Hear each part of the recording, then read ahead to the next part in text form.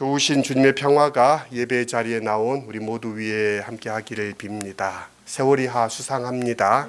많은 생명들이 참 전쟁으로 목숨을 잃고 있는 이때입니다.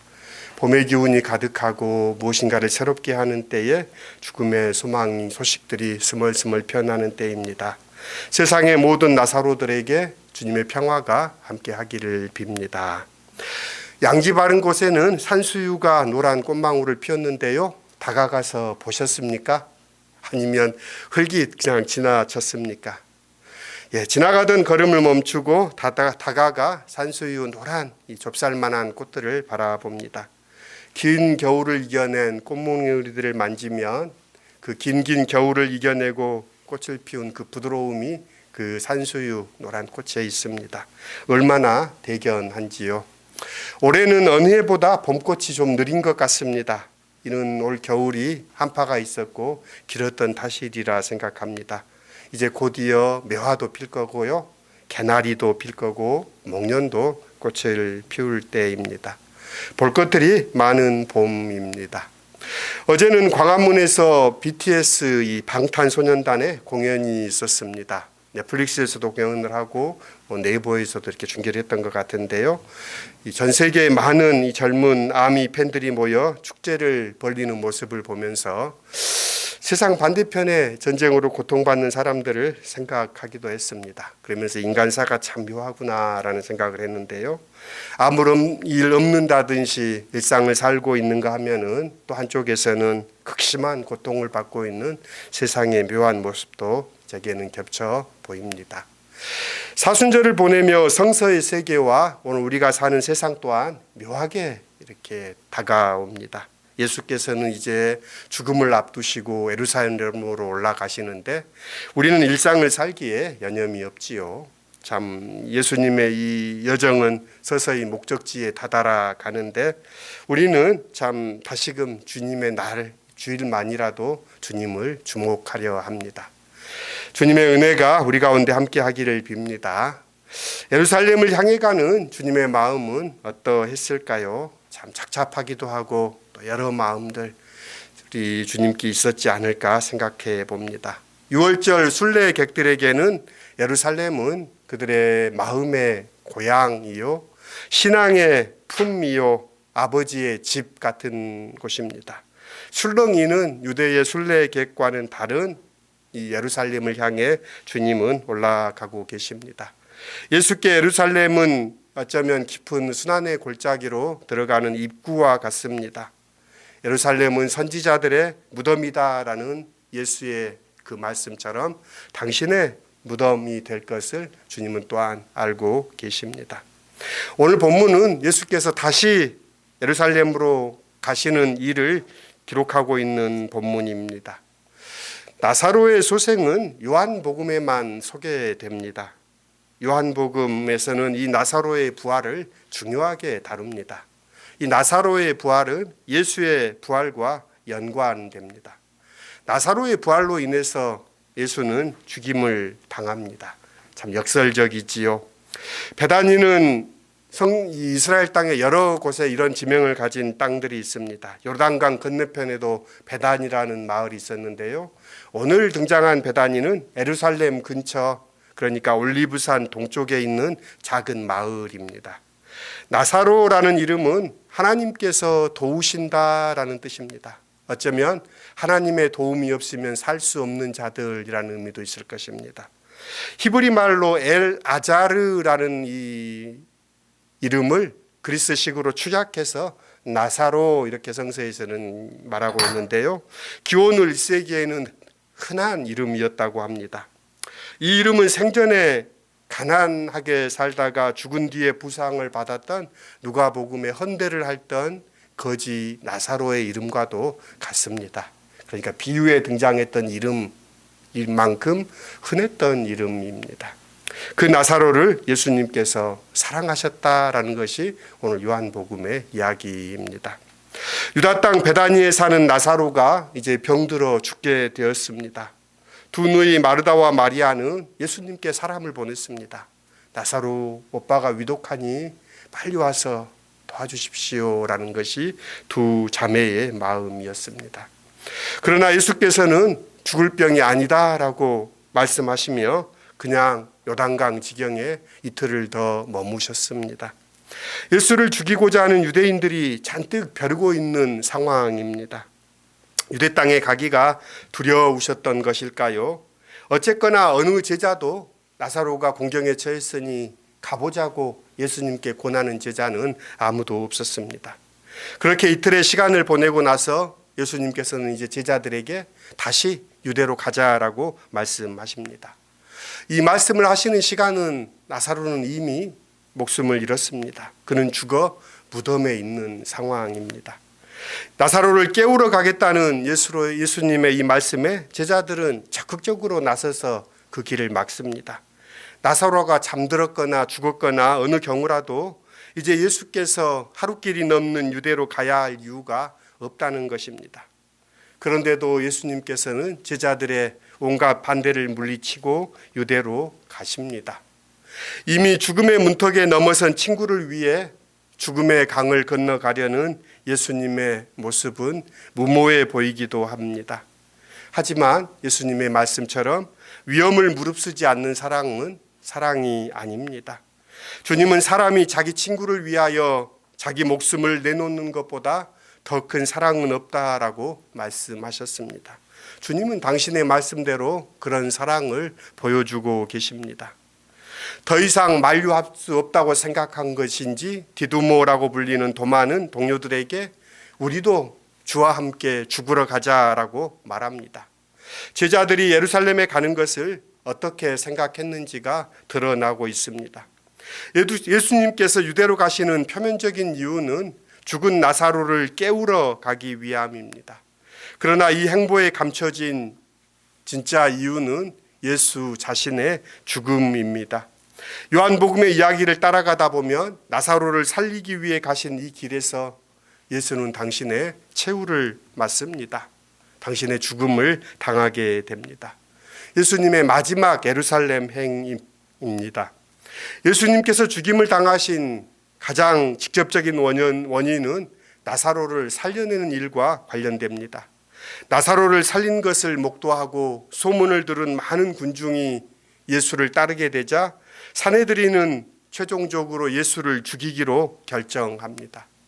그러니 우리가 주와 함께 죽으러 가자라는 디두모 도마의 말은 예수의 죽음이라는 의미에서는 맞는 말이지만 예수의 죽음 앞에 모두 도망쳤던 제자들의 모습과는 맞지 않습니다. 그러니 디두모 도마의 이 말은 이중적인 의미를 담고 있습니다. 그런데 흥미로운 것은 이 이야기에서 후반부에 제자들이 더 이상 등장하지 않는다는 사실입니다. 이 장면 이후에는 제자들이 이야기에서 사라져 버립니다. 대신 마르다와 마리아 그리고 많은 유대인들만이 무대에 등장하고 있습니다. 제자들은 대체 어디로 사라진 것일까요? 이야기의 흐름상 그들이 등장할 이유가 없었던 것일까요? 이런 표현을 통해 예수께서 그 가운데 홀로 맞서는 모습을 표현하고자 요한이 이렇게 적고 있는 것일까요? 나중에 십자가를 향해 예수님께서 나아갈 때와 마찬가지로 예수께서는 홀로 위험 앞에 서 있습니다. 어떤 영웅이 나타나면 그를 중심으로 로마에 대항하곤 했던 유대인들의 시각으로 볼 때 죽은 나사로를 살린 예수는 두말할 여지 없이 메시아이며 그들이 기다리는 영웅입니다. 예수를 추앙하는 이들이 많아지면 로마를 향한 무장 투쟁의 소동으로 이어지고 로마는 군대를 보되 이 소요를 진압하면서 희생과 파괴가 뒤따랐습니다. 이것이 반복되었던 유대의 역사입니다. 머지않은 유월절에 그런 사태가 벌어지기에 안성맞춤인 상황입니다. 이런 재앙을 막고 무탈하게 지나가려면 소란의 불씨가 되는 메시아로 주목받는 일을 제거해야 한다는 것이 유대 지도자들의 입장입니다. 그래서 그들은 예수를 제거하기로 합의합니다. 그러므로 나사로를 살리는 사건과 예수 자신의 죽음은 불가분의 관계를 맺고 있습니다. 나사로를 살리는 이는 예수께 각별한 마르다와 마리아의 소원을 들어주고 그들의 슬픔을 씻어주는 차원에서 머물지 않습니다. 유다로 오실 때 예수님은 나사로를 살리러 오십니다. 머무름이나 떠남에 있어서 어떤 사람들의 요구나 권유가 예수님께 영향을 미치지 않습니다. 예수께서는 사탄의 유혹도 따르지 않지만 가장 가까운 사람들의 조언도 참고하지 않습니다. 예수께서는 그저 자신의 길을 걸어가실 따름입니다. 하나님의 때를 알고 그 때 앞에 순명할 따름입니다. 나사로를 살리기 위한 시간표가 아닌 자신의 죽음에 맞춰진 시간표를 따라 예수님은 움직이고 계십니다. 그 시간표는 하나님의 뜻이 이루어지는 시간표요. 예수께서는 그 길을 걸어가십니다. 그 길에서 나사로는 살아나고 예수께서는 죽음에 이르십니다. 나사로를 살리러 가는 길은 예수께서는 죽으러 가는 길이었습니다. 동시에 예수께 죽으러 가는 길은 나사로를 살리는 길입니다. 이것이 참 아이러니입니다. 나사로가 살아서 나온 그 무덤 속으로 예수께서는 들어가시려는 참입니다. 자신이 무덤에 들어가심으로써 그 무덤 속에 죽은 자를 살려내십니다. 예수께서는 죽어가는 나사로가 아니라 이미 죽은 나사로를 살려내십니다. 이것만이 아닙니다. 실제로 예수께서는 생사를 다투는 위급한 병자를 고치신 적이 성서에는 등장하지 않습니다. 귀신 들린 사람, 맹인, 귀머거리, 벙어리, 중풍병자, 혈루증을 오랫동안 앓았던 여인들, 많은 이들이 고침을 받지만 하나같이 생명이 경각에 달린 병자들과는 거리가 멉니다. 나사로의 경우도 그렇습니다. 예수께서는 나사로가 죽어가던 위중한 상황에서는 아무것도 하지 않으십니다.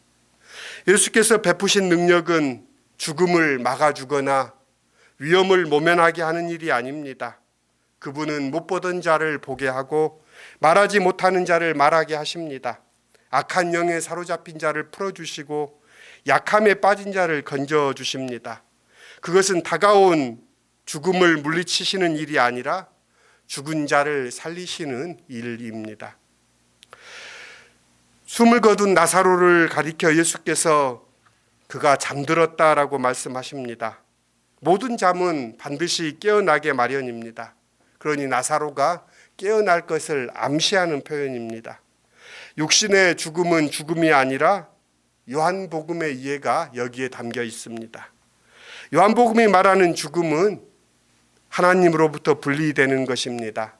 하나님과 분리되지 않는다면 그 사람은 죽어도 살겠고 살아서 영원히 죽지 아니하는 사람입니다. 그리고 육신의 죽음은 그를 하나님께로부터 떼어놓을 수 없습니다. 왜냐하면 사람이 하나님을 붙들고 있는 것이 아니라 하나님이 그 사람을 붙들고 계시기 때문입니다. 예수님은 나사로를 깨우러 가자고 하십니다. 깨어있으라는 말씀이 복음서에 자주 등장합니다. 깨어있음은 주님은 계시지 않지만 주님이 계신 듯이 머무는 것입니다. 나사로야 나오너라 예수의 음성이 높아집니다. 바람과 물결을 꾸짖으시던 예수께서 죽음과 맞서십니다.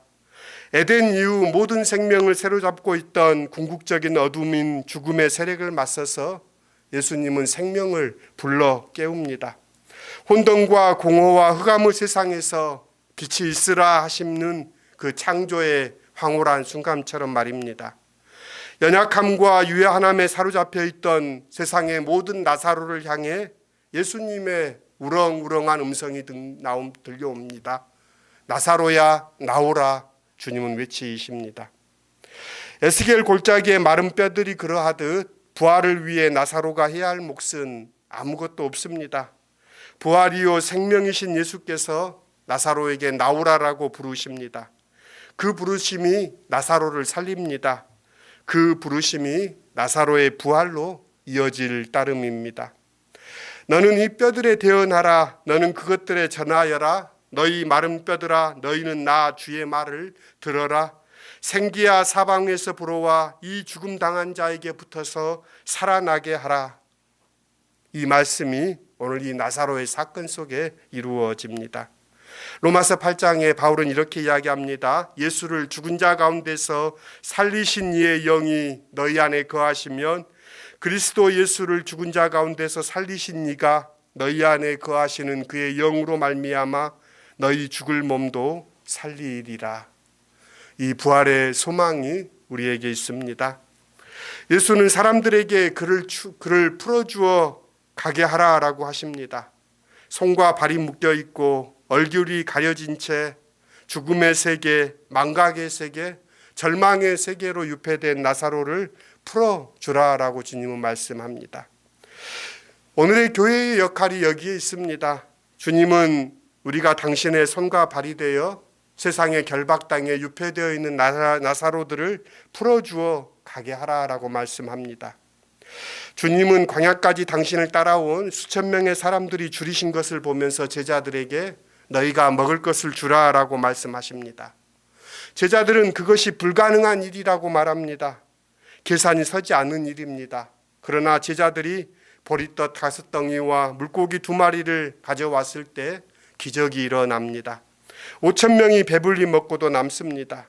주님이 우리에게 요구하시는 것은 5,000명을 먹일 만큼의 음식이 아니라 그들의 배고픈 사정을 헤아리고 그들을 먹이고 싶어하는 그 마음입니다.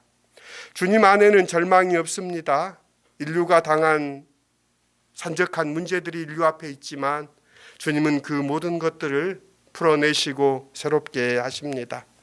아무것도 할 수 없는 상황 속에서 오히려 주님은 풀어놓아 가게 하라라고 말씀하십니다. 여러 해가 넘도록 전쟁은 멈추기는커녕 전선은 점점 확대됩니다. 내전 중인 미얀마, 우크라이나, 팔레스타인, 가자, 거기에다가 이란까지 또 중동에 점점 전쟁의 기운들이 퍼져갑니다. 이런 두려움은 군비 경쟁을 촉발하고 인류가 개발한 AI는 전쟁에 사용되어 인류를 죽이는 일에 쓰이고 있습니다. 평화와 하나님의 나라의 가치는 가뭇없이 멀어지는 때입니다. 이 세계가 처한 상황에 비하면 우리는 할 수 있는 일이 너무나 제한적입니다. 어쩌면 무능합니다. 그런데도 주님은 이 세상의 나사로들을 불쌍히 여기시며 우리를 향해 풀어주어 가게 하라라고 이야기하십니다. 우리는 다시금 주님을 바라보고 주님이 행하실 일들을 기대해야 합니다. 주님을 믿는다는 것은 죽음을 향해서 아니요라고 말하고 생명을 향해서는 예라고 말하는 것입니다.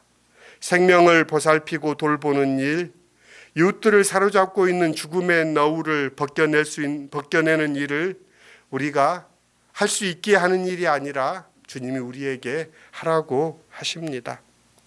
예수 자신도 죽음을 피하는 길을 찾지 않고 죽으셨다가 살아나십니다. 예수께서 주시는 것은 더 긴 수명이 아니라 새로운 생명입니다. 부활은 새 생명이 주어지는 사건이며 모든 부활은 어쩌면 죽음을 거쳐서만 일어납니다. 그런 점에서 죽음은 새로운 생명의 시작이요 새로운 세계의 열림입니다. 우리는 사순절의 시간을 보내며 죽음을 향해 가시며 죽음 앞에 서서 나사로야 나오라 말씀하시는 주님을 주목합니다. 그 주님의 그 말씀 안에 다시금 부활의 소망을 갖고 이 세상 속에서 주님의 길을 걷는 우리 모두가 될 수 있기를 빕니다. 함께 기도드리십시다. 자비로우신 하나님, 우리 사는 세상에 물질적인 부와 자유를 구가하는 사람들도 있지만 여전히 대부분의 사람들은 손과 발이 묶여 고통을 감내하며 살아가는 이웃들이 많습니다. 지푸라기라도 잡고 일어서려는 사람들이 많습니다. 그런 세상 가운데 주님 오시었습니다. 주님의 죽으심을 통하여 우리가 부활의 그 문을 들어가게 됩니다.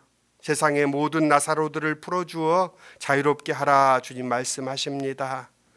주님의 말씀 안에 우리의 소망이 있습니다. 주님을 바라봅니다. 이 고통 많은, 이 눈물 많은 세상 가운데 주님 오시어 이 세상을 새롭게 하여 주십시오. 지구촌의 가난한 이웃들, 난민들, 전쟁으로 삶의 자리에 쫓겨난 피난민들, 하나님 그들을 긍휼히 여겨주시고 결박당한 모든 이들이 주님의 말씀 안에 풀어져 자유롭게 다니는 세상이 도래하게 하여 주십시오. 주님, 부활의 주님 우리에게 오십시오. 예수님의 이름으로 기도드립니다. 아멘.